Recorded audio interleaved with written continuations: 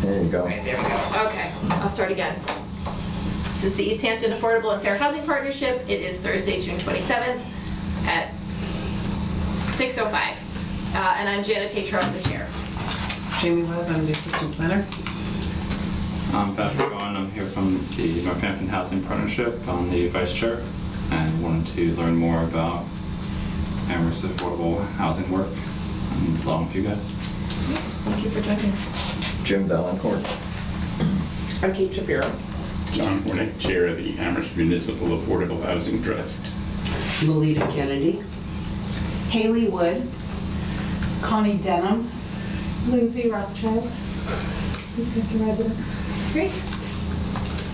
Great, thanks for coming.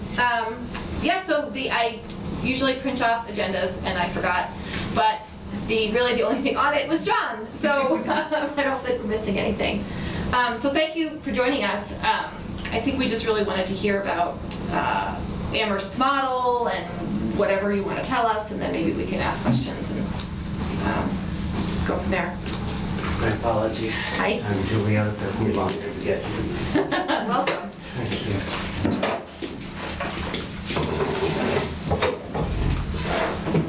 Okay, so I brought two Your handouts. name, I'm sorry. Actually, Julio, Julio. Okay, and Alves, ALV as in Victor. Thank you so much.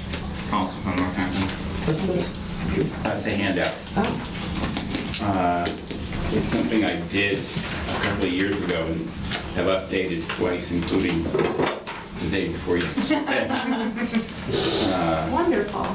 Planning for this meeting.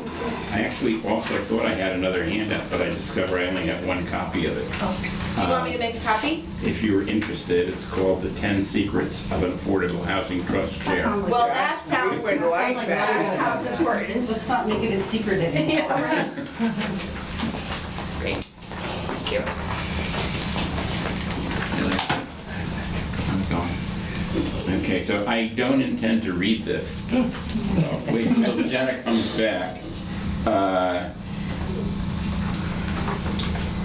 think these are, as I thought about it, the most important things that I try to tell people in Amherst about the Housing Trust.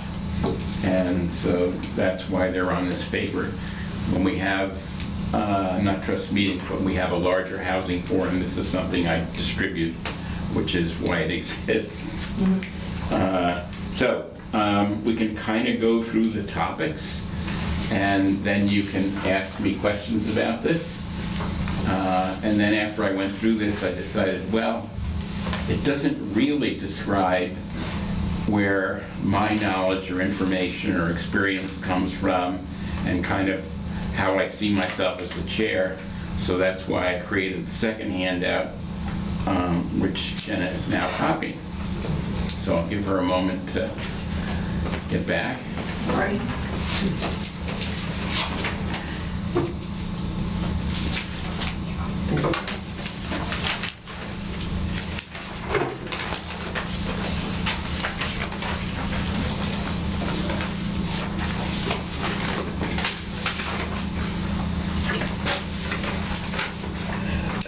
This is yours. Yes, that's okay. So 2 to 3 years ago, I should say the trust was formed now probably about 4 years ago.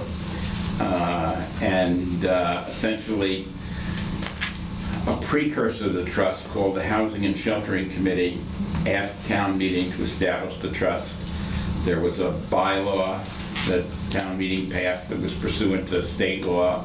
It's been updated, it was updated a couple of years ago, and it's currently being updated again because, as you all may know, Amherst has changed its form of town government.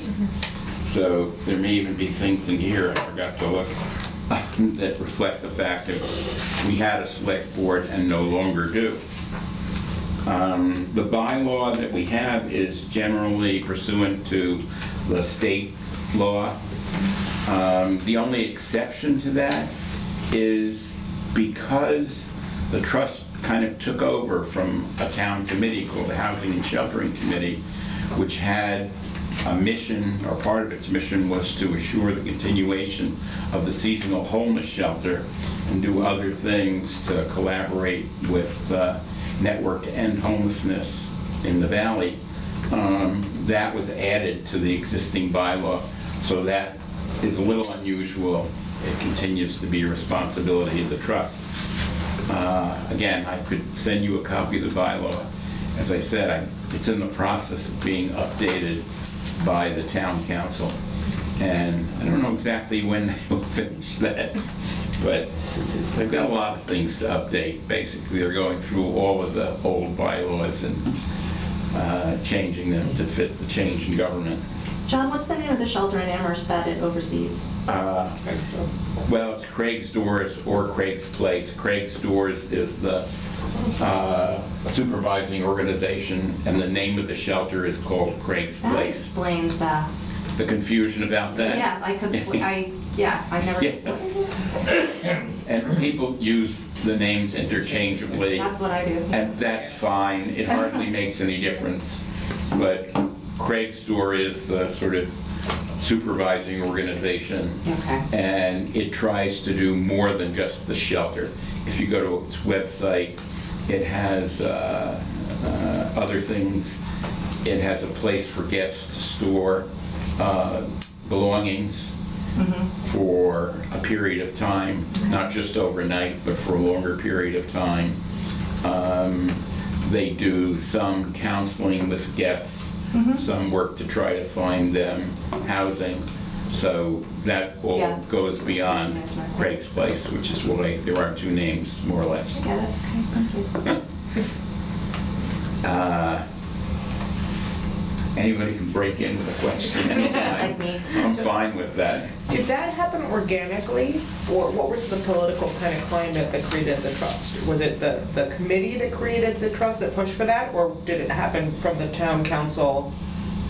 No, I'm just trying to understand the politics of it it. came from the Housing and Sheltering Committee. Okay. I was a member of the committee at that time, although honestly I didn't know much about housing trusts.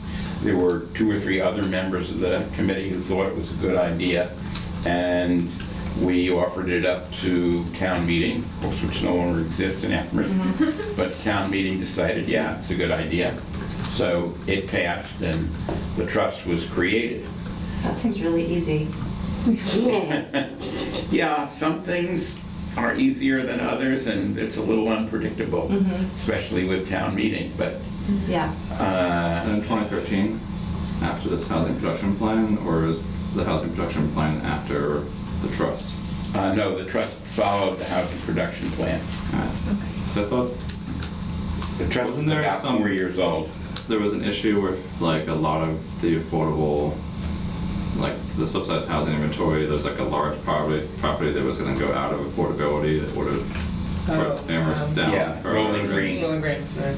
And that Yes. set some fires essentially Well, to take some to there take more was action. certainly concern, but that, again, preceded the development of the housing trust. The issue, as you said, is that there were, Rolling Green has 204 units, I think, of which 41 were affordable. And it had been bought out by some larger housing organization based in Chicago that really didn't have much interest in affordability, or maybe even in running Rolling Green. And so partly through the auspices of the Mass Housing Partnership, an agreement was brokered that allowed Beacon Communities to buy out the organization that owned Rolling Green and to allow the 41 existing affordable units to continue. Those were supported substantially by money from the Community Preservation Act. It was, I can't think, $1.2 million, something like that, went to subsidize the purchase from the town. There was other money from the Department of Housing and Community Development that supported the purchase and allowed the continuation of those affordable units. So purchased by Beacon from Amherst? No, from the prior owner. Equity residential or something. Is that what it was? I can't recall. I worked at the Amherst Housing Authority at the time. Oh, okay. Yeah, so I think it was No. Equity Residential that owned it and they sold, yeah. And who was the purchaser? Beacon. Beacon Okay. Communities. And what's the current, I understand the big picture of it, but what's the current funding source of your trust? Or is there any money in it? I mean, I know money is a rude thing to talk about, but Yes, I think no. for public funds, it's okay. We have some money, actually, if you flip Oh, over. there's a side too, sorry. I added at the bottom side, too, which I didn't have before, anticipating that question. So, basically, we get money for a trust consultant from the Community Preservation Act. Okay. We have gotten money to support affordable housing development. In the current year, they're going to add $200,000 to our kitty. A year ago, they added $100,000. We always ask for more than we think we'll get. But each year, they've gotten slightly more generous. I guess 3 years ago, when we asked for money, we got nothing. And you don't say specifically what you're gonna use it for? We say we're going to use it for affordable housing development. As people may know, one of our current initiatives is to develop affordable housing at the site of the old East Street School in East Amherst. And so what we said is that's the most likely use. If it doesn't go for that, then it'll go for something else. The argument for their giving us money instead of kind of allocating it each year when somebody comes up with a proposal is that if there's a need for money more quickly and we have it in our trust fund, You're nimble. it's right. We're more flexible. We could respond more quickly. Can developers still go to CPA for money for housing, or they can only come to the trust? No, they can go either place, which is an issue that came up recently. Again, people may be aware that Valley Community Development has proposed a 28-unit studio apartment residence on Northampton Road in Amherst. And they asked CPA for $500,000, which is almost certain to be approved now next Monday after a bit of a fight, but not as bad as it could have been. There were significant objections from the neighbors, but the rest of the town came out really and said, we should be doing this. Is this the meeting that went till 11 o'clock on Monday night? Yes, it was. I have a friend who was there. Can you repeat the entity that's going to this CPC about that? Valley. Valley Community Development. Oh, yeah. Yeah. It's mentioned at the top of the second page, somewhere, fostering development of affordable housing. The Valley CDC project is on there. If they had not gotten, which I now anticipate they will, the $500,000, it is possible that they could have come to the trust fund and asked for the $300,000 that we will have. It's not $500,000, but it would be $300,000, which is still significant because one of the reasons why an organization like Valley or anybody else wants local money is a way of telling the Department of Housing and Community Development that the town has some skin in the game. Makes sense. So that's important. So anyway, our kitty will go up to $300K, I assume. Actually, I take it back. That's already happened. The town council did approve that recommendation from CPA. So I assume maybe as of June 30th, the end of the current fiscal year or the beginning of the next fiscal year, that money is theoretically moved to the Housing Trust. The Housing Trust is an entity of town government. So when money moves into the Housing Trust, it's still within the town's authority. Right. On the other hand, we only have the authority to spend it. And if we decide to do something with it, to the best of my knowledge, town council can't say, nope, you can't do that. The Community Preservation Act Committee can't say, no, you can't do that. Once it's in the trust, it's in the trust. It is possible that CPA would put some limitation on, so that if you don't spend the money within 3 years, we might take it back. So that could occur, but in general, the assumption is that once it's in the trust, it's under the control of the Housing Trust. Have you spent any money yet? Yes, I mentioned earlier that we get money for a consultant. Consultant, okay. Our consultant is Rita Farrell, who is at GEM. I don't know if anybody knows Rita. She used to work for the Mass Housing Partnership, and shortly after she retired, we recruited her to be our consultant. Okay. Rita is incredibly valuable. I think, Haley, you were saying before, you went to the MHP Housing Institute, Right. and your head's still spinning. Yeah. I've been to 2 institutes and 3 half-day workshops sponsored by MHP, and I will say, I still feel like there's a lot that I don't know. So having someone like Rita, or actually having Rita particularly, is extraordinarily valuable.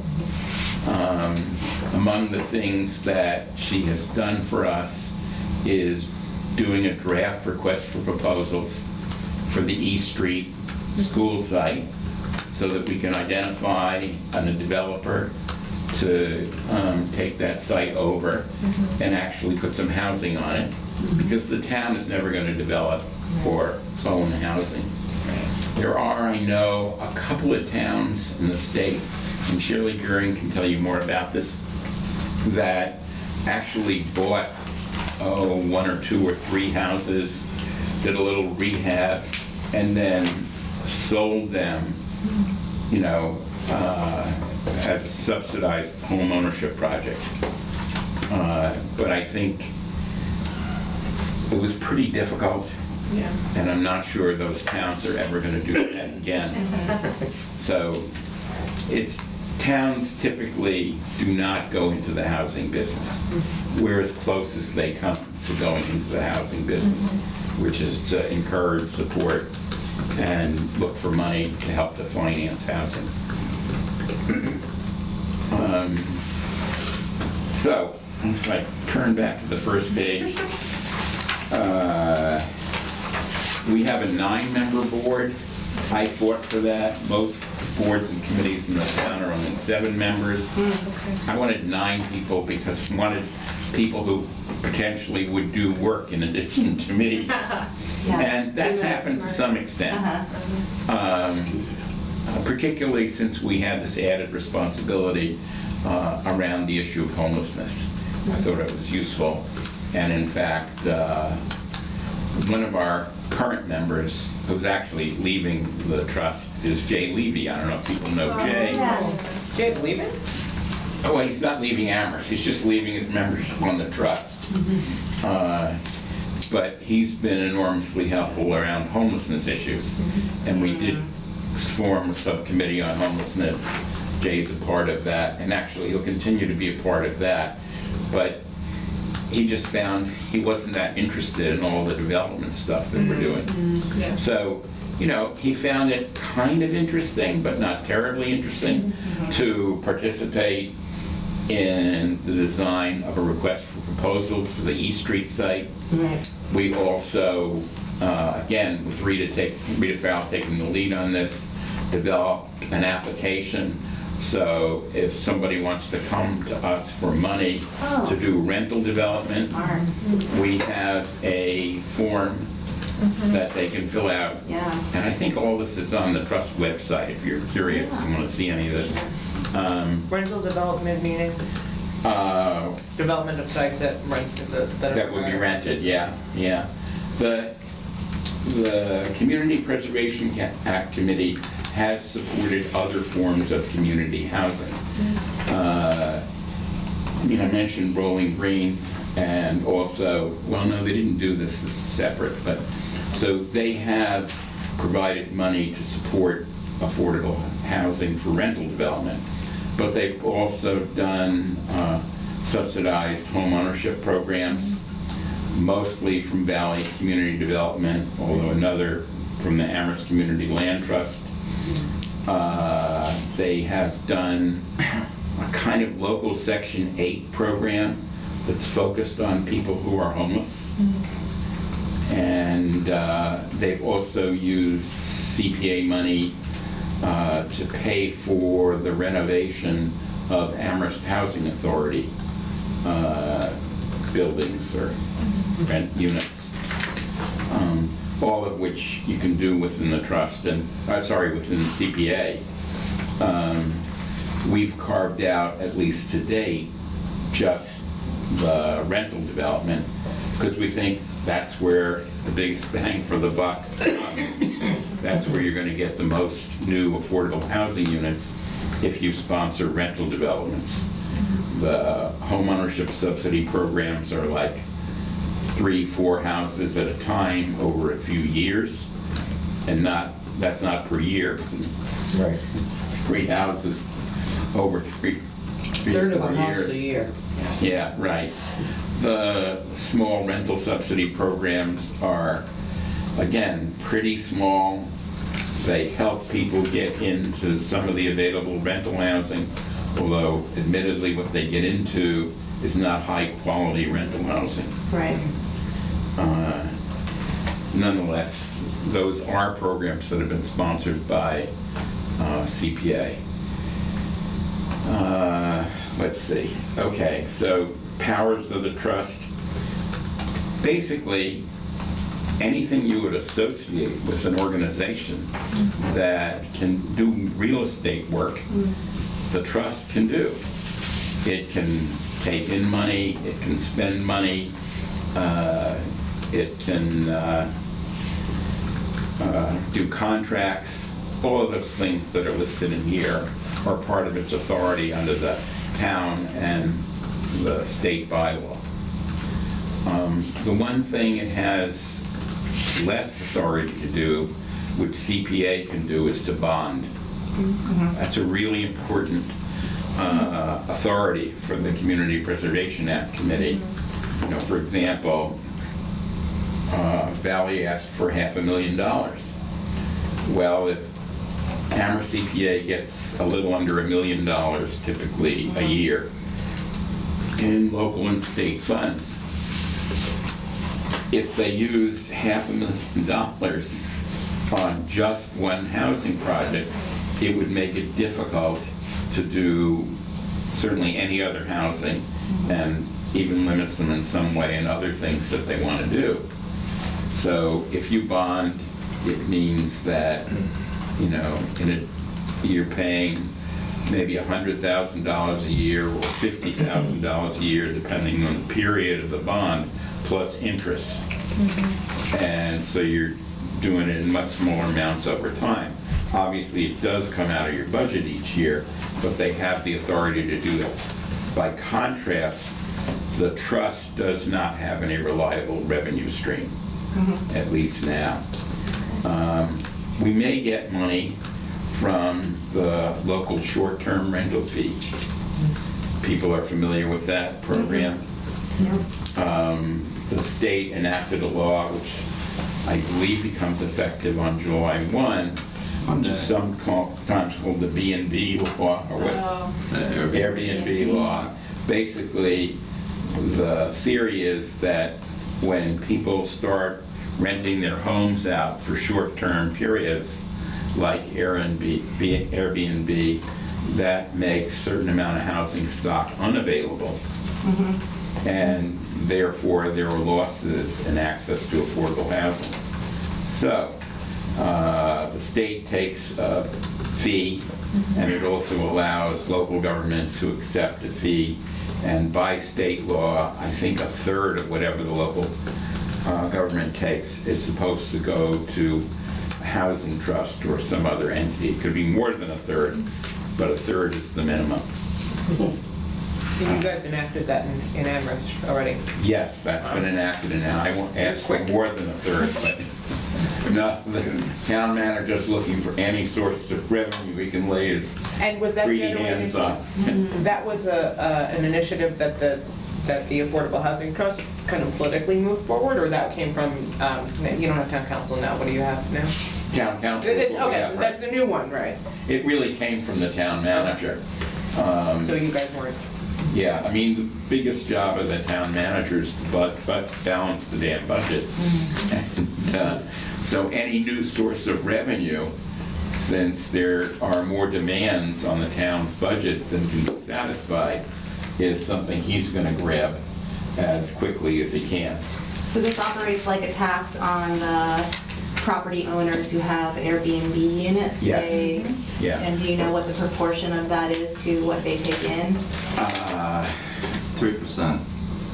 So 3% of their earnings have to be applied to the town or the state, or split between the I two? think the town gets 3 and the state gets 3. 3 each. I think the town gets 3, I think the state gets a larger percentage. That's what I thought. And then there's something about if you do it less than a certain number of days a year, you don't have. You're exempt, right, You're yeah. exempt and. Right. Short-term rental is defined in the law, and I can't remember exactly what it is, but it's something like, if you rent more than 40 days a year, that might be the I number. think it's 14. 14, sorry. I knew there was a 4 in there somewhere. I mean, everybody will get it. Did Amherst Right. opt into the additional community impact tax? Because there's the default state law, and then there's a thing you can pass locally that will Yes. assess. Yes, that's what I was talking about. That, and a third of it or something like that will be shared. Okay, so it's the Go into community the impact trust. tax, not the initial, like, hotel-ish tax. Right, that's separate. We don't get a piece of that as far as I know. Okay. That's So what I think Easthampton adopted the local tax, but I don't think we did the. community impact. Because we don't have a housing trust to. So We don't have a housing trust either. Northampton adopted it, and it's going to a fund labeled affordable housing in the city government, and we're working on a policy now to have our housing partnership work with the mayor on how that money will get spent. What happened to you used to have a housing trust in Northampton? We had a housing trust in A long the time ago. 90s to do a specific function, and when the money went out, the Oh, trust went dormant. Okay. So I was on the housing partnership in Northampton until 2003, Okay. and there was definitely a trust at Yeah. that point. I think No. it had gone Yeah, away. it was for rental subsidies at a specific property, and when the money ran out, the trust went dormant. But Mhm. we're here because we're interested in bringing that back. Yeah. or Patrick? Exploring. Can you repeat the name of the tax that Northampton did adopt? It's the short-term rental community impact tax or fee. Community impact. And that's an additional on top of the 3%? And that's an additional 3% collected locally that a community has to adopt, and it generally applies to a subset of the short-term rentals. You have to have 2 or more in the same town. There's some additional nuances you can choose, but that essentially if you have the same owner operating more than 1 unit, you can collect an additional 3%. And the way it's enforced is that the state's gonna have a registry of all their short-term rentals, and the platforms themselves, like Airbnb, will require you to have a registration number from the state in order to use it. Okay. So part of the thing that will happen in the next month is we'll start to find out how many of the short-term rentals there are. And you're talking about where the money should go and how it should be applied? Yes.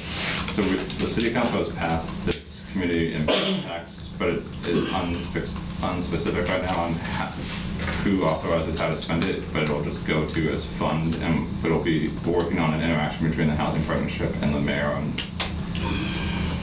how that recommendation will be given to city council and what things it'll go to, what kind of things it can be used on. So Patrick, can I ask you just a silly question? If you guys don't have a trust, where does the money from, you know you guys have that program with CHD, the homelessness program?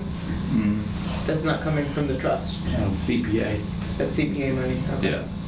Are you talking about the community housing support services program that Yeah. helps people avoid eviction? Uh-huh. Yeah, but so CPA money as of now, but we only have one more year of funding from CPA, and we have to find something else. Got it, okay. So it's all gone through CPA. And are you in the Affordable Housing Partnership in Northampton? Yes. He's the vice. Vice Chair of the Northampton Housing Partnership. Okay. So Josh, I want to go back to something that you said earlier, very diplomatically, that you wanted a 9-member board who do work, and then you added to some extent. What's it been like for you?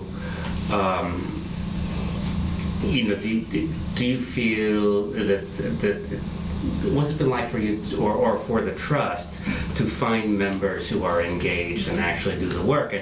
And what do you think would happen to the trust without you? And also, can I add to that question also? Yeah, absolutely. How many members of the Housing and Sheltering Committee moved over to the trust, and how many were not part of the trust? There were at least 3 people I can think of right offhand who moved over. There might have been a 4th. And currently we're about to experience a significant turnover of members. I'll get back to your question in a moment, but of the 9 members, 5 people are off the board and will be reappointed, there will be new appointments to replace them. So The 5 other- leaving and will be replaced. And will be replaced, Is yes. there time limited on how long they can serve? Or Yes. Yeah, apparently our current bylaw, I thought it was 3 years, but it's only 2 years for a term. Or I don't know whether that was our current bylaw, and it's now changed because of other changes in the form of town government. I think 2 years is too short. Just get used to knowing what you're doing. Little and then you're continuity gone. that can be. Yeah. Yeah. Years ago when I worked in state government, actually for DMH, a friend of mine who worked for the same type of agency elsewhere, he said, you know, it takes you a year before they tell you where the keys to the men's room are. So, same is true for a trust. The exception is if you have people on it who know something. And that's really valuable. For example, one of our members is Tom Kagelman. I don't know if anybody knows Tom, but he is the executive director of Home City Housing in Springfield. Fortunately, he lives in Amherst, and fortunately, he was willing to volunteer for the trust. So having Tom is quite a bit like having Rita, except Rita's retired and she's working for us. Anything Tom does competes with his day job. But nonetheless, he's certainly helpful. And if I have a question or want advice, I immediately go to him without question. One of our members is Nancy Schroeder, who you might know. I do know. Who was the operations manager for the Amherst Housing Authority for years and is now a member of their board. She's also retired, so she has a little more time to look for people who are retired, as well as people with special expertise. I mentioned Jay Levy. Another member who's leaving the board now, Greg Stutzman, was part of the town planning board. And actually we're replacing him with somebody who went off the town planning board a year ago. So you really do need to look for people who have the expertise and overlap ideally with other town boards, if you can. And it's not easy to recruit. I've been responsible for some recruiting, and the other person who's partnered with me in this is Connie Kruger. Again, I don't know if people know Connie. Before she retired, she worked for maybe a decade for the Mass Housing Partnership.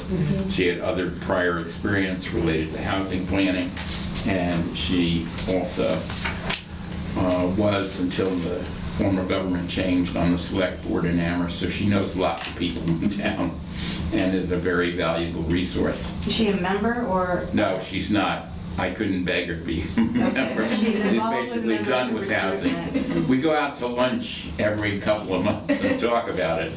and she will provide some advice. And again, none of that is formal, Right. but, Informal you know, advisor. yeah, that's what you need. You need people who know more than you or know more people than you. So do you have to go off as well with term limits? Well, eventually. It depends. The select board had a policy that a person could only stay on a board for 2 3-year terms, or 6 years. Town council is new, we don't know what they'll decide. So the number of terms we'll you can see. serve is not yet known. Right, yeah. And the 5 people you're losing is because they've said, we don't want to be reappointed. There were 2 who resigned earlier in the year, and we couldn't replace them because of the change in government. Nobody was acting on replacing people. 2 people are going off because they've done enough. 1 person was the liaison from the select board. No longer have a select board. Okay.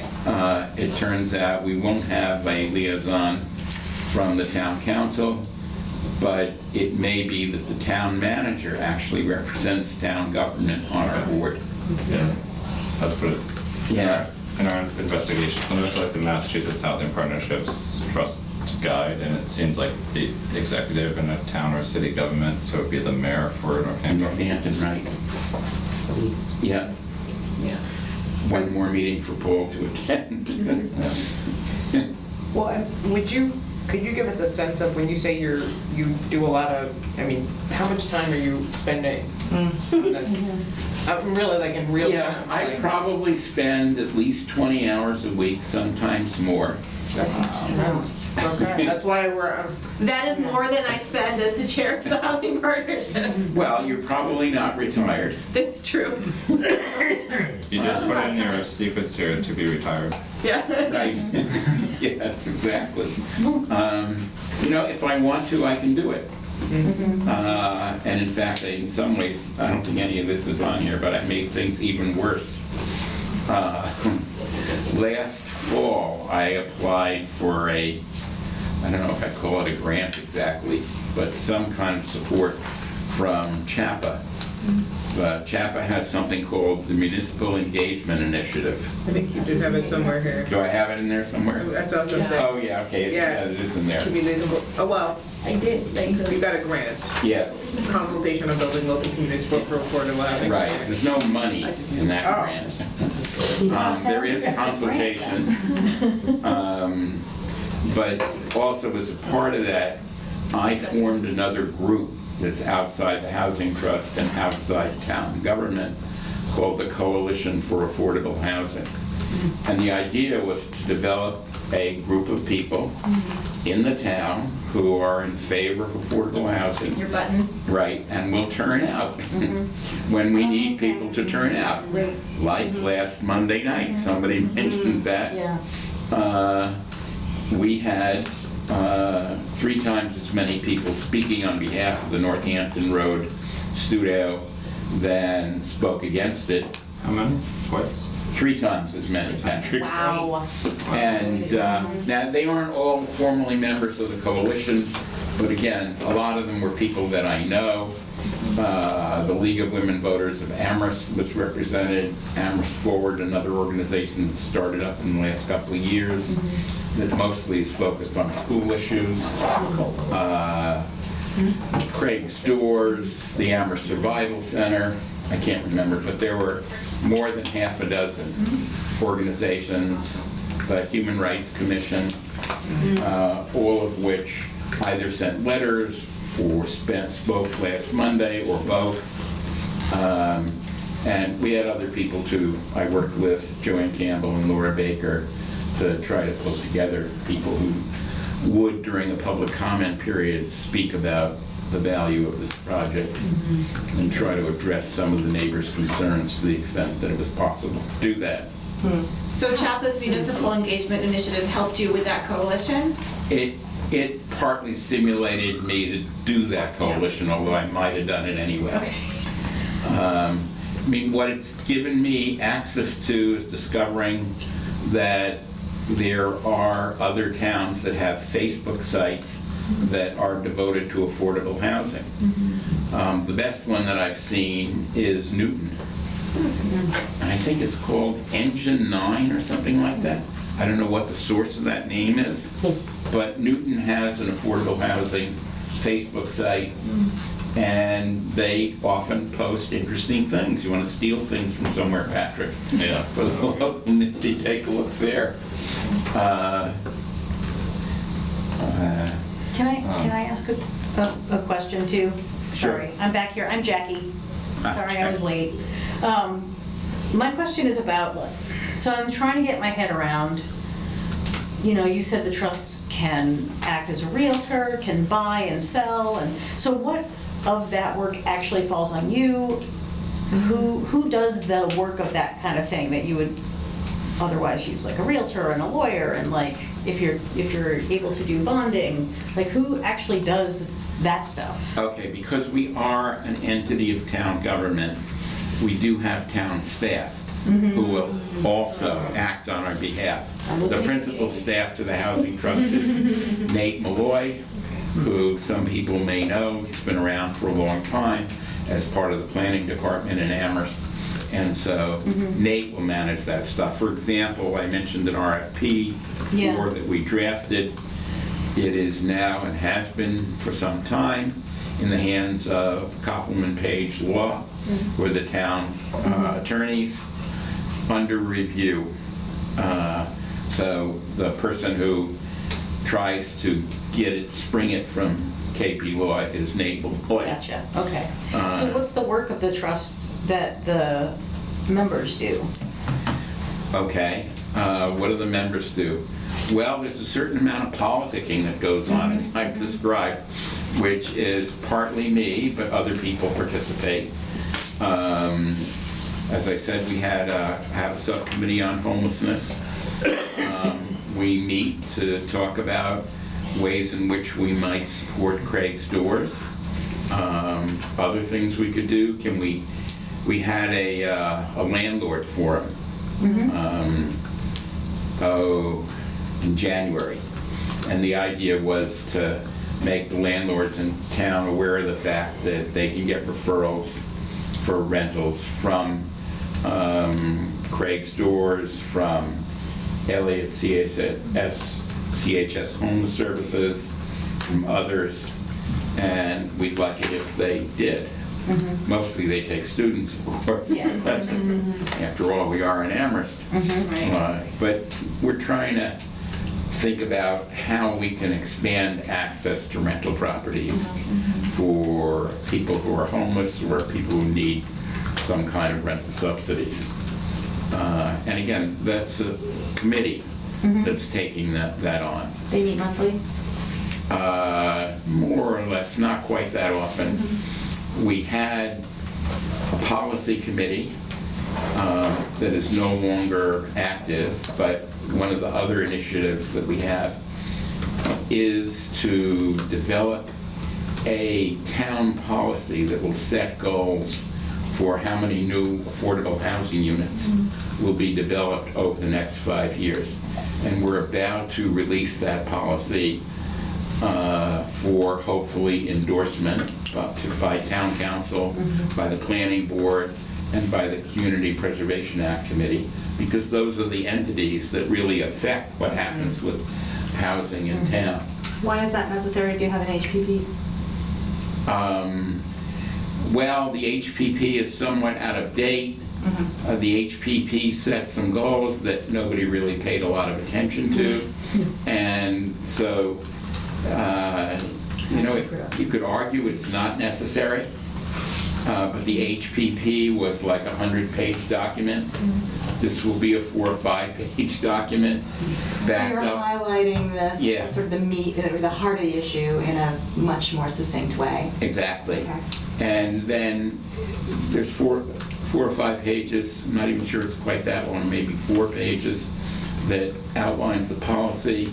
The idea is to put everybody on town, or at least in town government, on the same page with respect to what we're trying to do. And then it's backed up by, I don't know, 5 to 10 pages of information about why affordable housing is needed in Amherst. And that information is drawn from various sources, data from the Pioneer Valley Planning Commission, data from the toolbox that was developed by MHP and CHAPA, and I think one or two other sources. So I know we got data from the university on rates of enrollment over the past 15 years, or numbers of enrollees, and compared that to numbers of residential units on campus. And you can see that the gap between the two is steadily increasing, which obviously puts pressure on the housing market in Amherst. So again, that's something else we're working on. As I said, we had a policy subcommittee. It's no longer meeting, but it worked initially on drafting that document. On the subcommittees, do you have, are they only trust members, or do you sometimes have community members that are participating in the subcommittee? Mostly trust members. There are other community members. The subcommittee on homelessness includes somebody who's an AHA staff member. And there are two people or one person who volunteers on the homelessness committee who's not a member of the trust. So we get a few other people, but not a lot. It would be nice if we had more, but we do the best that we can. So I don't know if I answered your question about what the trust members do. I think I've given at least the flavor of it. Yes, I was just trying to get a sense of whether, to what extent the burden is sort of evenly carried, and what kind of a time you have recruiting new members, whether there's momentum or not. Yeah. Well, we'll see. As I said, we're going to have a major turnover. Was there opposition to the trust from the Housing and Sheltering Committee? No, the Housing and Sheltering Committee put forward the draft bylaw and sponsored it before town meeting. Yeah. What about from CPA? No, there wasn't any opposition or any particular interest from CPA. They were busy with other things. They were busy with other things. I do want to, if I can, change to some extent the way CPA does business. And I can describe a little bit of that if you're curious. Yeah. Basically, CPA has its own criteria for evaluating any proposals that come before it. The criteria are the same, whether it's community housing or conservation or recreation or historical preservation. And they annually sort of say, okay, anybody who's got a good idea can write a proposal, and then we'll judge it by these criteria. They only do it once a year? They do it once a year, right, exactly. So now, I looked over the last 5+ years, and what they get is pretty predictable. And what they funded is pretty predictable. It could be to support the development of rental housing, as I mentioned. It could be to support homeowner subsidies. It could be the local Section 8 type program, or it can be for renovation of existing affordable housing. Well, if you know that's what's going to come down, instead of simply saying, well, let's see what happens, you could say, well, we're in the business with the Housing Trust and everybody else of trying to expand affordable housing in Amherst. How can we use our process and our funds in a way to impact on that? So, for example, they could say to the trust, we want to adopt your application for funding for the development of rental property and make that part of our process. And we'll say in any year, or maybe in any 5-year period, we want to allocate $1 million out of our funding for that purpose. And invite applications using what we have as an RFP for themselves. Yeah. They could do the same thing for home ownership. Again, why have every organization kind of take its own approach to applying for home ownership? Let's decide what we think a good home ownership program should be and create a request for proposals and say, okay, we're willing to put so many dollars into home ownership this year or next year, whatever they decide to do. The same thing could be with the rental subsidy program. There are, I guess it's CPA entities on the Cape that actually do this. They will say, okay, we want to put money into rental subsidy program. They contract with the local housing authority in order to manage it. And, you know, there you are. So at least with respect to community housing, I think they could go forward and be more proactive rather than reactive to what comes to them. I don't know if anybody here is on CPA. And you, in your proposal, that would be based on housing production plan or based on your, or just based on their whims? Well, no, it would be based on the new policy that we're trying to get them to adopt. Got it, the 5-page. Yeah, as well as other existing documents. And if you look at, you know, if you looked at the master plan for the town of Amherst, there's probably 6 or 7 pages on housing, but no specific goals. You know, the goals are, it should be open to all different kinds of people in the community. It should follow fair housing principles. You know, there are 5 or 6 pages of, I won't say that crap, but sometimes it feels that way to me. No teeth. But nothing that says, we want to do something actually, folks, and here's our goals. So that's why I want to have a housing policy that really goes beyond what's in the town master plan or other documents that the town has sponsored over the last few years, planning documents. I like that a lot. So we've been looking at our CPA and trying to figure out how to get it to do more for housing. The thing we come to is like, oh, there's not a pipeline of projects in the way that we seem to be overwhelmed with open space ideas. Yeah. And we recently made them realize that yes, you can bond for housing projects. That was progress, but I had not heard of this, that they have the ability to RFP, and so that they can be the ones creating the pipeline instead of saying, woe is us for a lack of housing projects. Right. I mean, I don't see why not, Patrick. Nobody has said, oh, you know, they could do this. I'm saying I think they could do this. And now the job is to talk them into it. You say that there's towns on the Cape that are doing this. Do you have any names? Oh, yeah, I think it was Didn't Chatham do that? Chatham, yeah. Chatham, right, Yeah, I that's remember what Beth hearing was saying. about that. The Easthampton Housing Partnership has, on a couple occasions, gone to CPA, asked for money, and then we've done the RFP. Yeah. So that's how Parsons Village in Easthampton, which is a Valley CDC and Wayfinders project, when we did our RFP, I think we had $300,000, and they applied for it, and we had a couple different priorities of what we wanted to So spend. you money said on. that you wanted to build this particular project? No, we or that said you for the wanted to production build- of affordable housing. Or and the maintenance of affordable housing. There was a few different Because- categories. Right, we got a few proposals. So we asked for a set aside of CPA money specifically, and then we went out to the community and said, we have a set aside of $300,000. How would you build more affordable housing in Easthampton? Okay. So you look Valley at, came to us, and PVPC and Treehouse. Treehouse, which That one CPA did not work. So then what happened is we had all these projects, we went back to CPA, and they were like, we like these two, we don't like that one. okay, so they still had to like do Yeah. the final, but you did the With the reach set out. aside. Yeah. Yeah. And And so the again, set there's aside nothing is wrong with vague, that. it's just like we have, Well, if we got you a copy of our RFP, it was more, not vague. It was just, Yeah, it was just a long time ago. Yes, it was a long time ago. And pushed out by other things in my head. It could have been Was it 2010. Stuart? Yeah. Yes, Stuart was here. Yeah, so it was already in progress when I started. Yeah.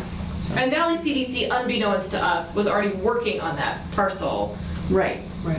So they It was had, great timing. it was just great timing because we had the money and they had already been working on Acquiring, purchasing that land. yeah. So it's just worked out well. I mean, you don't absolutely need a trust, and you don't absolutely need to use all its powers. For example, when it comes to the East Street School property in Amherst that I mentioned, at one point we thought, well, maybe the town should transfer it formally to the trust, and then the trust would do the RFP instead of the town. The more that I thought about it, the more I concluded that it just created a lot more paperwork and process that was unnecessary. You know, we don't really need to take possession of the property, Right. because it's not that different, us having possession versus the town holding possession of it. Yeah. So we just didn't do that. But if somebody wanted to, say for example, some rich person in Amherst died and left a house, that's what the trust would be good for. Yes. Because it would go to the trust. Right. That did happen in Amherst, and Yeah, it went to the I Amherst remember. Housing Authority. Right. Should have gone to the trust if it existed, I don't because it think it was did much yet. harder for the Housing Authority to deal To with. deal with it, yeah. Was the trust in? No, I don't think so. Okay. It was in, The Schiffer House. Yes. I don't remember exactly the year, but I think it preceded the trust. Also, honestly, it took over a year for the trust to kind of get organized. There was a lot of initial turnover in membership. The initial chair was Tom Kagelman, and at some point Tom came to me and said, I can't do this, it competes too much with my day job. Are you willing to take this over? So that helped. And again, it's not because Tom's not knowledgeable or competent, he's much more knowledgeable than I am. But he just didn't have the time. And you do have to put in time, you gotta talk to people. right. Again, there's a lot of things that don't necessarily appear on here that are stuff that I end up doing because I think, well, it'll put us in a better position, you know, in 6 months or a year from now, or maybe immediately. You done any work with tax title properties? With what? With tax title properties? We have not.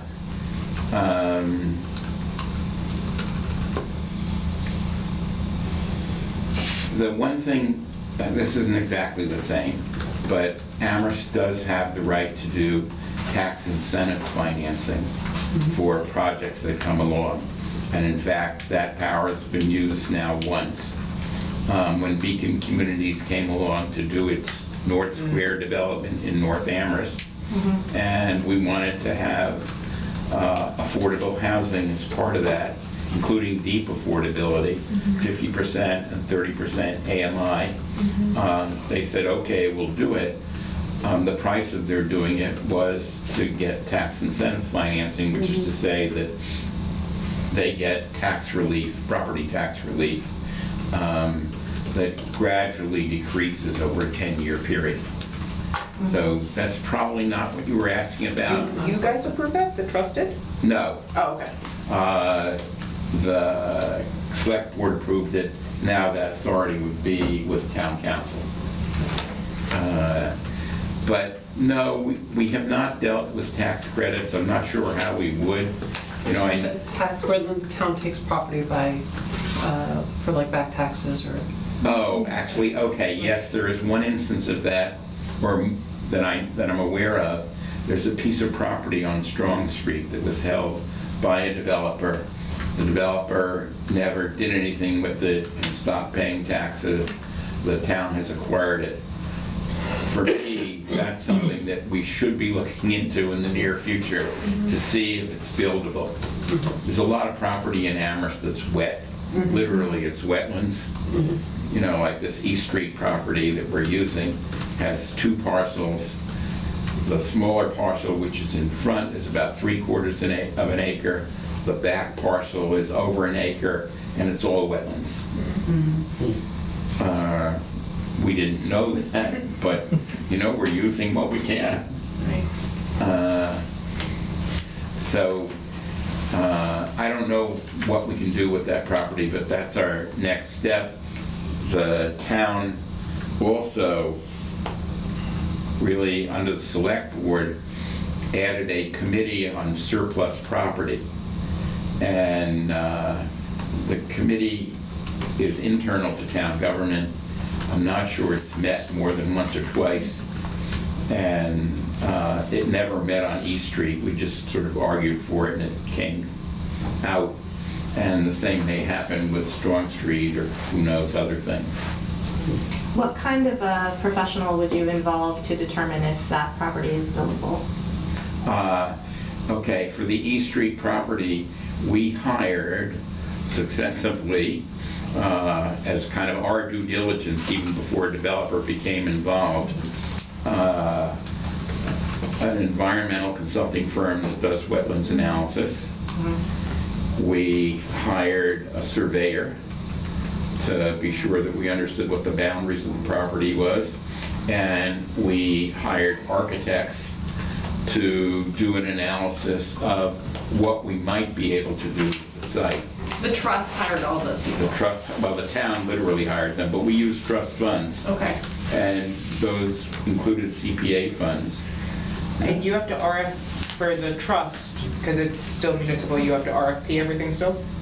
Yes, we're bound by whatever the town procurement Okay. So you couldn't just processes are. choose a group they have? Yeah, for smaller procurements, and these were under $10,000, it wasn't quite as elaborate processes. So hiring a surveyor is probably cheaper than hiring a lawyer or Yeah. maybe the wetland science, but architectural is Yeah, always. yeah. And all of those were very helpful. You know, like I said, it told us that that back acre plus was something we could never build on. It looked okay.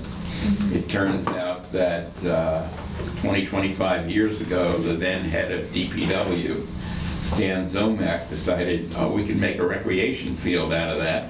Looks a little wet, but that was before wetlands laws This were was what just- they are today. Is this just in the paper? Or that's the high school fields? That's the high school Okay. field, yeah. And he had some trucks dump a lot of fill on it, and kids play on it now, looks fine, but you can't build on it. And it's an existing use, so that even though it wouldn't be permitted today, it's sort of grandfathered in.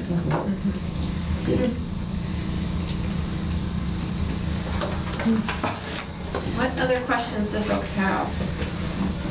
I'm just really blown away that you didn't have any opposition, because I feel like that's partly what we Yeah, struggle with. struggle with, is that I think that I feel like we would have some opposition, or need to have a really good reason why this is.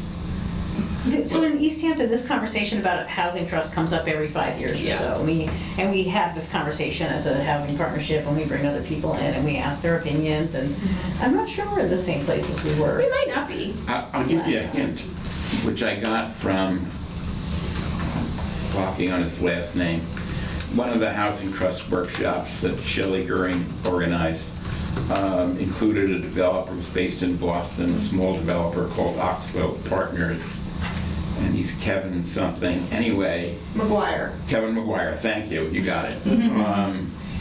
As part of his presentation, Kevin was saying, well, you really should look for local partners who aren't particularly identified with housing in order to work with you. And so a few months later, we sponsored a housing forum along with the League of Women Voters of Amherst. I approached the president, and she said, that's a great idea, let's do this together. And they actually did stuff for the forum. They took over part of the task for us. So it was really helpful. And they've been helpful since then. So again, Kevin's advice was really look for local partners so that, you know, if you want to get the town to adopt a housing trust, you don't necessarily have to go it alone. Find 1, 2, 3 other local organizations that will walk in with you and say, we think this is a good idea. How many, besides the housing trust, you still have the housing and sheltering committee, or are they part of the trust now? They disappeared. So they're not formally part of the trust, but their responsibilities were carried into the trust bylaw. And you have a housing partnership as well, or they're also disappeared? No, we don't have a housing partnership. We never had a housing So partnership. the housing trust in Amherst is really the only municipal housing committee or group? Yes. Other than the housing authority? Right, although again, other organizations are charged, or committees. The planning board clearly has a role in housing. CPA clearly has a role in housing, and ultimately the town council does as well. Right. But I think that's a really interesting But, point. yeah, I just sort of, because if the housing trust was formed here, I would expect that the housing partnership a lot of members would join that, and then we've seen this with other groups that have a lot of the same membership, is that the commitments just make it so one of the groups sort of dissolves or Yeah. just stops having that momentum. Right, we'd have to assess if there was a really meaty role for both. Yeah. But didn't you say that yours, basically, the trust kind of superseded what was, like, it sounds like there's almost like they didn't have the partnership, but they had the committee, and then when the trust came, the committee Right. got disbanded. Right. Yeah, it's almost like having a partnership that then adds the housing Right. trust. How many members were on the housing Right. and shelter 7, I committee, believe. city, but only 3 decided to move to the trust? Yeah. I believe it was. That's why I asked you about whether there had been some opposition within the Housing and Sheltering Committee, because only 3 actually went to the trust. No. Part of the reason why the Housing and Sheltering Committee disappeared is because, from the point of view of the Select Board, Amherst already has dozens of town committees and boards, and they were not happy at the prospect of basically having 2 housing boards, and it made a certain amount of sense. On the other hand, if you need advocacy, then you may need to look outside the trust, or even if you stick with the housing partnership, you may need to look outside of that. Again, it's all extra work. Hopefully it pays off. But trusts also require, as far as I understand, that to have specific positions, right? Yeah. It's That's what I was not gonna like a partnership where Right. anyone can join. Yeah. Yeah, they're not exactly required. As the bylaw stands, they're recommended. But doesn't it depend on the municipality that's setting it up? So each municipality could potentially set it up differently, so. Yes. And that's what we talked about under other administration here, was Right. that it's really up to the managing authority of the community, so the mayor, in our case, to decide who's on that trust. And so it depends. Yeah. And in that, depending on the composition of your housing trust and the duties that are set out, you might need to have both a housing partnership and a housing trust. It just really depends on how it's set up. Yeah, So I what mean, expertise is sought among yeah. board members? I will tell you, Right, if and you... sometimes it's like, I'm sorry, I didn't mean to interrupt No, you. that's okay. But sometimes it's like, okay, so one person from city council has to be on it, and one Right. person from CPA, and one person from whatever, and it's really based on the mayor or whoever the municipal authority person is, who decides what the composition of that board is. Well, wouldn't it be adapted by the city council? Sure. Yes. And then they get to apply. Bylaw, Right. right. And I would think, as a housing partnership, we We could would make have recommendations, recommendations like, about who- here's what we Yeah. think you Yes. should do. Yeah. But yes, it does seem like it'd be up to the mayor in our case. Yeah. Yeah, I mean, if you look at the description of the board, which is the second paragraph on my first page, it says, people who would bring relevant personal professional experience and knowledge in, and then it lists half a dozen areas. Yeah. Which Right. is fine. You don't want to go say that one of the people must be in real estate and another one must be in banking, because you may never be able to recruit that board. Right. Right, If you it's really- that hard yeah. and fast. Right, Right. true. So you want some flexibility. Yes. Yeah. Again, having some overlap with other town boards, in my experience, is definitely helpful. On the other hand, you know, if it's hard to get, you can't be rigid about it.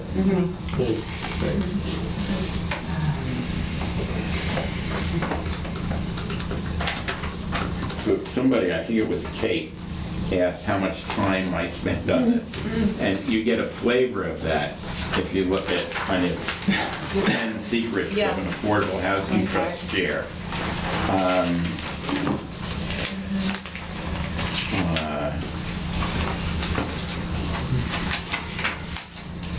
You know, I knew very little about housing. I knew something about homelessness through my actual career before I retired, but virtually nothing about housing, and certainly nothing about housing development.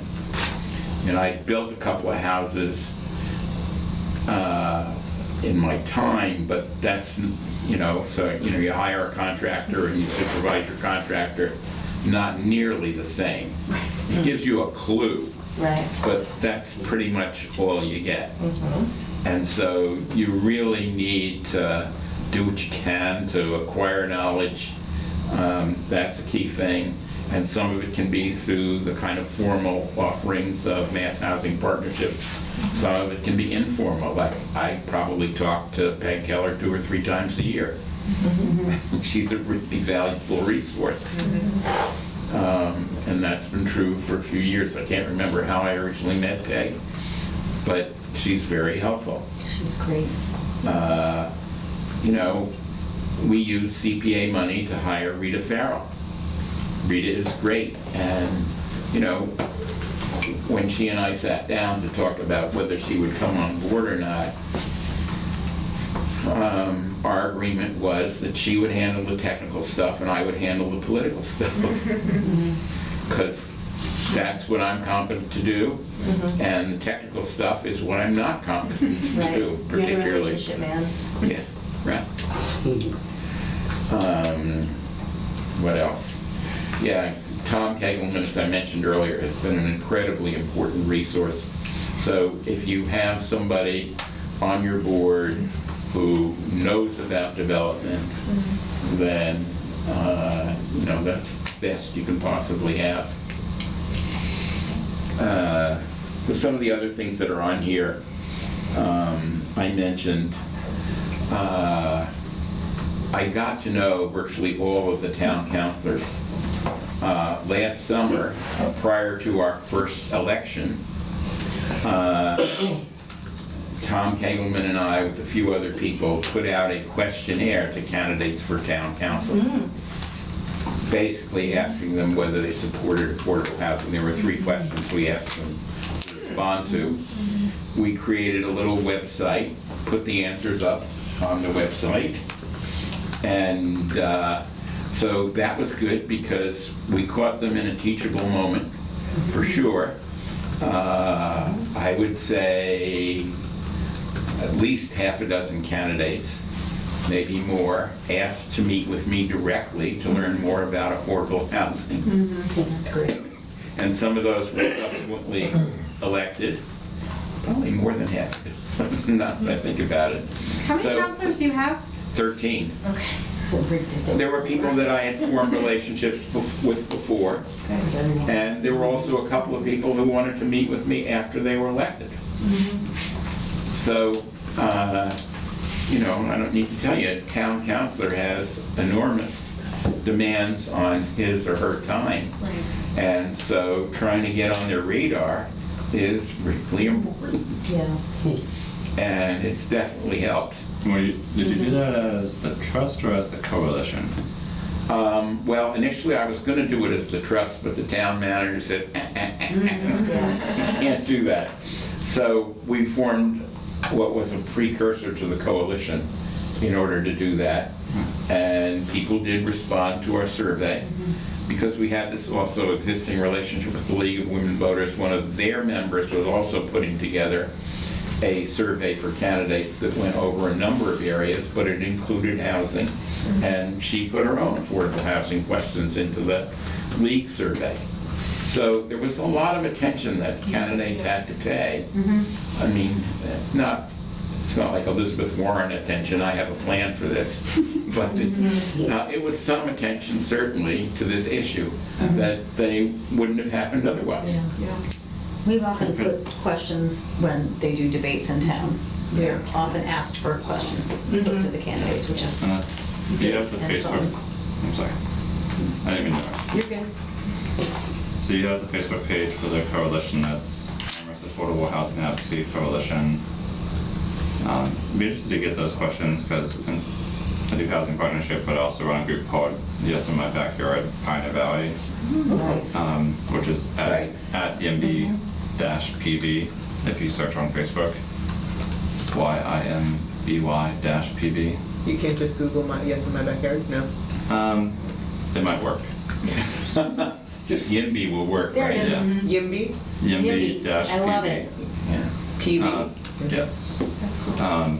And if you share the questionnaire, it might be something that we can do for multiple communities and send that I'd be to glad to do it. What I can do- people and I I'll can coordinate with you. I'll give you the link to the website. The website's still live, although we haven't used it for anything else since. And it will show you both the questions and the responses. Okay, That would be pretty cool. Do you happen to remember the URL for it, or is it like? Not off the top of my head. Although I sent it to somebody today, and honestly, it took me 15, 20 minutes to find it. Oh, okay. But I have it now. Yeah, you have it in a recently sent email. Yes, right.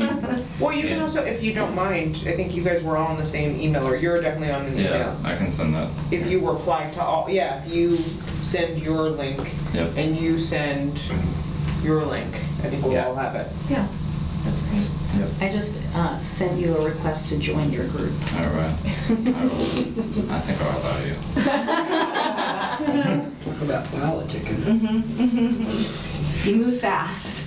So, unless everybody already knows the answer to this question, except me, which is possible, I'm wondering what it was like for you, or the key steps, however you want to interpret this, from the time that you decided to have a trust to actually having a trust. And how did you go about sort of doing that? Again, I was not as deeply involved in the formation of the trust as I now am in leading it.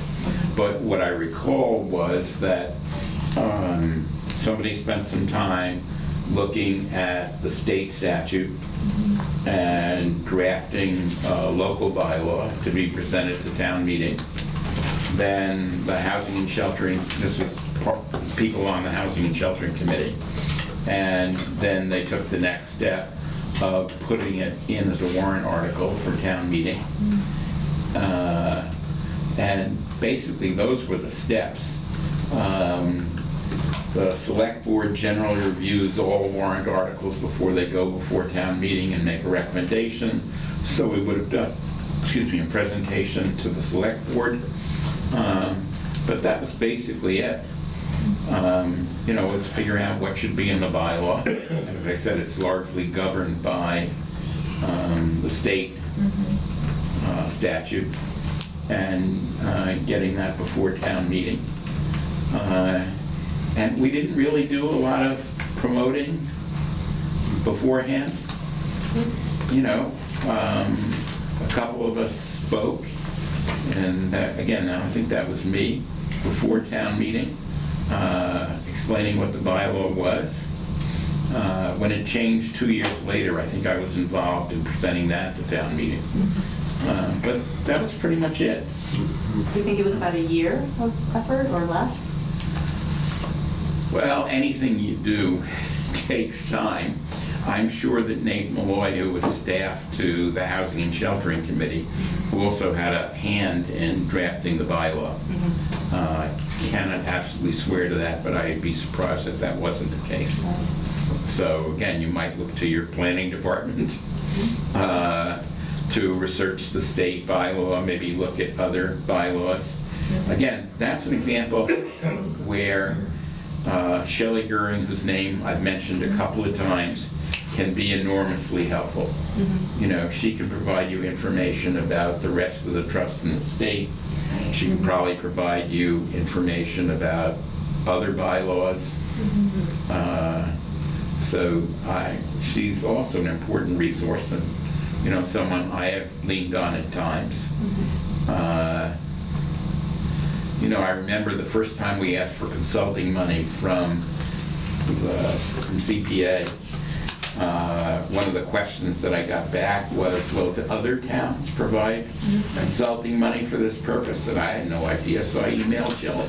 I got an answer back in 48 hours. Yeah, here are some of the other towns that do this. So again, there are all these resources out there to help you, and you want to take advantage of them.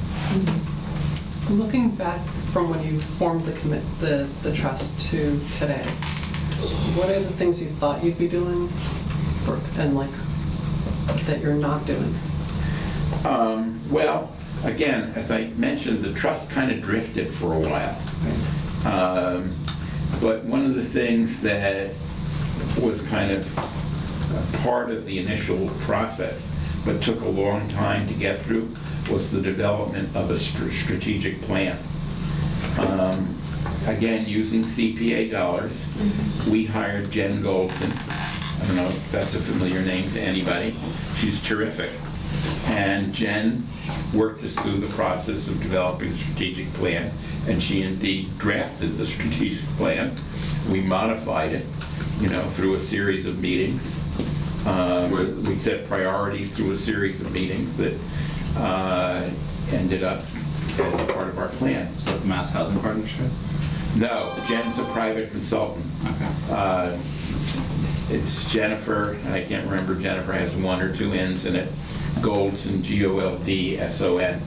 If you Google her, you'll find her. I also have her email. I can't find it for some reason, because she's one of the people I routinely copy on what the trust is doing. Is the strategic plan on the Trust's website? Yes, it is. I say that with 98% certainty. So we're at this place where, and Jen is more knowledgeable about this, but we're deciding if we're gonna, I don't want to say deciding, but our housing plan. Did you guys make a conscious effort not to keep your housing plan updated in favor of doing more strategic plan? Or just, I'm just wondering, your housing production plan, if you could speak a little bit more about why it's out of date. I mean, Okay. Yeah. The housing production plan kind of developed certainly before I had any deep involvement. The town, probably the then town manager, who may have been John Musanti, or his staff, decided that the town should have a housing production plan. They set aside some money to hire a consultant to do that. And it turned out that the idea was that that housing consultant would work with the Housing and Sheltering Committee. So that's how I got involved in the housing production plan. That consultant was also quite good, and she's back with us. If you look at the list of things we're currently doing, her name is Karen Sonneborg. Again, the name's there. So Karen came in, and she met several times with the Housing Trust in order to talk about what should be in the plan. She had experience writing those plans, and so obviously we relied on her significantly to develop it. We did a few public meetings, again, with Karen's guidance, and so we ended up with a housing production plan now, I guess it was 6 years ago. We have not done anything to update the plan, although we've recently been asked by the Department of Housing and Community Development the question of, well, when are you going to update the plan? And the trust looked at that, and I said, okay, we'll kick in some money to hire a consultant to update the plan if the town will also kick in some money. And that didn't survive the town's budget process. So we're not about to do that immediately, although Nate Malloy has said, well, maybe he'll take the task on sometime this summer if he feels like he has an opportunity to do it. Honestly, I kind of doubt it, because he's pretty busy most of the time. What percent is Amherst affordable on the It's a little over 11%. Oh, So the housing production plan mostly just allows the town under 10% to waive Right. on 40B development. So you're already sort of protected. Yes, but at the time that we did the housing production plan, we were in danger of falling below 10%. Right. Because, as we talked about it before, that was the time when the rolling green units looked like they were going to disappear. And even though there are only 41 affordable units there, all 204, 205 units are actually accounted on the SHI, the state housing inventory. So if those 41 units weren't preserved, we would drop by a couple hundred. Oh, So those were preserved. What? I'm The confused by. state gives an incentive, so it's like an extra incentive to build rental housing. So what the state says is if you build a rental housing development and a portion of them are affordable, you can count all of them. Even though they're not. Yes, Yes. because it's like Huh. extra incentive to build multifamily housing. That's my attitude, but again, But that just adds complexity to the numbers. Ugh. yes, Talking about because the government, of course they're going to Right. have complexity. yes, the Yeah. You look SHI deeper, is you not a peel true back the measure of how layers. much affordable housing you Right, have. definitely. What is Easthampton? Seven. Seven. Yeah. Seven. See it, Alita. Yeah. That's what I thought. Very nice And you just meeting have all those units for you, and you've got more development coming. See you later. Bye, Alita. Bye-bye. Bye. Currently in a CPA limbo. So I do want to do a time check. It is 7:30, so I just want to be, aware of the time and people's time. I'm wondering, Josh, very quickly, whether you've had success in keeping the, keeping the board diverse and. That's been a struggle. It is one of my goals. It wasn't that diverse to begin with. About, I don't know, I guess it must be a year and a half ago when we were recruiting new members, I made an effort to reach out to people in the minority community that was, I would say, marginally successful. We got one great guy who's African-American, Sid Ferreira, if anybody knows Sid. I know Sid very well. Yeah. So I managed to talk Sid into doing this, and he's a great addition to the board. Sid is staying on. He's one of the people whose term is not ending, and I hope he continues. And we are also, I believe, this is not official yet, but probably adding a woman who is Hispanic origin this time around, which it's also been a little bit of a struggle to keep some gender balance. For whatever reason, unlike this group, we've had more men than women involved. So that's another group that I've been trying to recruit, is to bring women onto the board. I think we've had 4 women before the board turns over. 2 of them had resigned and not been replaced. So we were down to only 1 woman. And we'll be back up to 3, I believe, after January 1, assuming town council does all the approvals. What about renters and owners? Is there a healthy mix of that? No. To answer you quickly, again, I've made an effort to do that. Renters are the hardest group to come by. There was a woman who had been attending Housing Coalition meetings. I said, Susan, why don't you come to the Housing Trust? And, maybe you'd like to go on the Housing Trust. So she did go to a meeting, after which she said it's above my pay grade. She's a teacher in a local school district, not Amherst, but someplace else. But she lives in Amherst and is having difficulty making ends meet. She is a renter. So I think we'll have at least one, maybe two people who are renters, but I wouldn't swear to two, may only be one. So much more towards homeowners and towards older folks. One thing that surprised me, because this has never happened before, is we had someone I would consider a young man applied to be a candidate. Someone who hasn't lived in Amherst very long, but was really interested in this for a variety of reasons. He and his partner are have formed a local business in Amherst. And he said, where are my employees going to live? This was in the interview with myself and the town manager and a third person. So assuming he's appointed, he represents a different kind of diversity. It's important. And it's not easy to recruit. Believe me, it's not.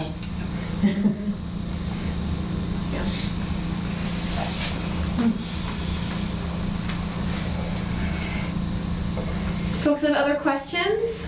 I'm assuming we could maybe email you if we thought Sure. of things afterwards. John is so mean about email, not generous with his time. Thank you very much. Thank you.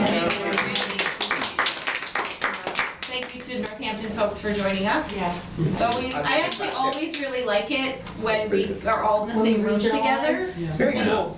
And Valley CDC has a couple times done these sort of joint housing partnership, housing committee meetings with our 3 communities, but not for a few years. And I always find it really fascinating. I think they did it, I think they've done it each year for the past 2 or 3 years, but not the current year. Okay, maybe. So I would say it's been at least a year. Remember one in- Probably not much longer. Like the Bay State in Northampton, maybe 2 years ago. Yes. We met in Yes. like their community. In their community room, yes. Right. Yeah. But I always find it fascinating to hear Yeah. about what we're all working on and how we're alike and different at the same time. So it's always great. Really appreciate you having us, and it's very insightful to hear what's going on too. And I have several takeaways from both Amherst and Easthampton as a result. So I appreciate it. All right. I'm gonna. Should we vote on our minutes? Sure. From the last one? From the last one. Well, so 3. There's 3. Yes, months you of said minutes. 3 months of minutes. Did anyone have any edits that they wanted to submit? Any corrections? I did not. No. Do I I'm going to make a motion to approve. Okay. I second. There we go. Thanks. I'll third. All in favor? Yay. All right, moved. Okay, good, we can send it to Barbara. All right, it is 7:35, just to use my reach, I'm gonna turn off the machine. Okay.